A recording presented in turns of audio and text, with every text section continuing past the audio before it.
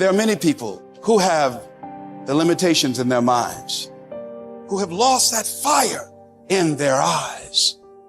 Most people, ladies and gentlemen, go to their graves living a life far below their potential. The question is, if you died today, what ideas, what dreams, what talents, what gifts will die with you? You have the ability to do more than you can ever begin to imagine. It's what you create. It's the habit of what you put in your head. See, someone can tell you your whole life you're a piece of crap, and part of you goes, you're full of it, I'm gonna show you. Lots of people have done that. They never bought it. Or someone tell you you're beautiful your whole life, you go, I'm not really beautiful. So what people tell you doesn't matter at all. It's what you stack. It's what you assemble.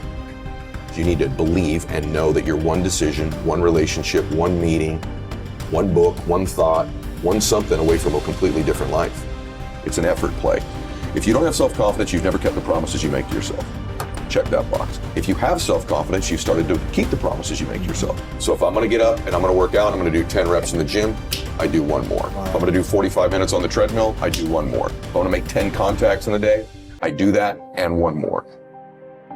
There's a lot of times where I don't know how I'm gonna move forward, but I ask myself one question: can you take another step?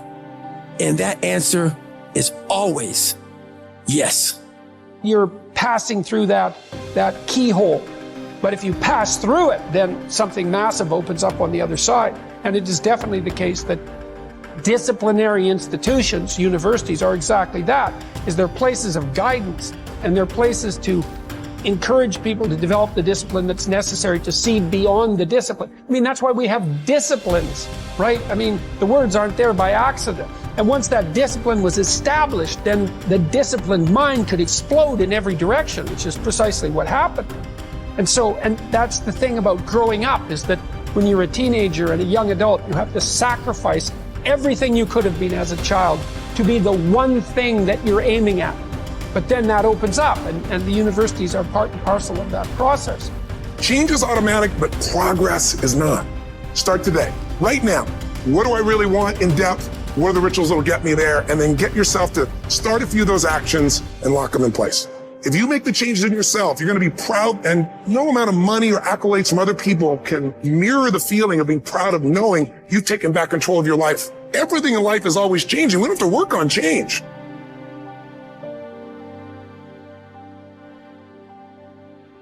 The major key to the good life. Every day in 1,000 different ways, we are trying to improve ourselves by learning how to do things. We spend a lifetime gathering knowledge in classrooms, in textbooks, in experiences. Now, if knowledge is power, if knowledge is the forerunner to success, then why do we fall short of our objectives?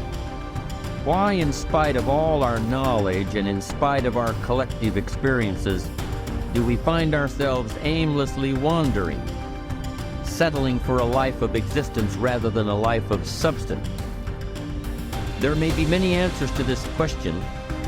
Your answers may be different than your associate or your spouse's or your friends. The fundamental answer is the absence of discipline. Applying all that we know. Discipline. Self-discipline. We might add one more word here: consistent. Consistent self-discipline. It doesn't really matter how smart you are or how much you know if you don't use it. And once you're disciplined, like you're like a sharpened sword, man, like a well-tempered blade, and then you can go out there and operate in the world. The reason that discipline is necessary is because you're a mass of competing short-term interests. And so the question is then, well, which short-term interest should win out? And the answer to that is none of them. They need to be organized into a hierarchy that makes them functional across time and across individuals. Get it really simple, things you do right now to change your life. You can go to experience it that day, and then you get momentum. Day 1, day 2, day 3, day 4, and all of a sudden now what used to be hard to do is easy to do. And I think for anyone, you gotta understand, anyone can learn anything. And I'm just not willing to settle for a life without passion and aliveness. That's just like, there's so much to learn, there's so much to grow. And then my view is, what's next is always better. If I make it so, it's my job to make it so. And I think that's how we have to navigate. But most of us have been conditioned not to take a risk. And once you peel the crust, peel that crust away and see who you really are, you open your mind to a whole nother world. So I've opened my mind up to a whole nother world that most people can't even fathom because they haven't dug deep. So people think I'm crazy because I found a whole nother way of living. I think they're crazy for never even trying to get to the other side of whatever's in front of them. So what drives me every day is finding more of myself. And being my best is a never-ending journey. It is said that the master swordsman Nakayama Hakudo would practice drawing his sword some 2,000 times a day. At the Hayashizaki Temple, in one marathon of endurance training, he was recorded drawing his sword 10,000 times in a single 24-hour period. We can imagine the sheer speed required to do this. And also the deliberateness to do so many reps in so little time. But why would he do such a thing at all? Because, as Octavian's teacher Arrius Didymus said, practice over a long time turns into second nature. We don't rise to the occasion, we fall to the level of our training.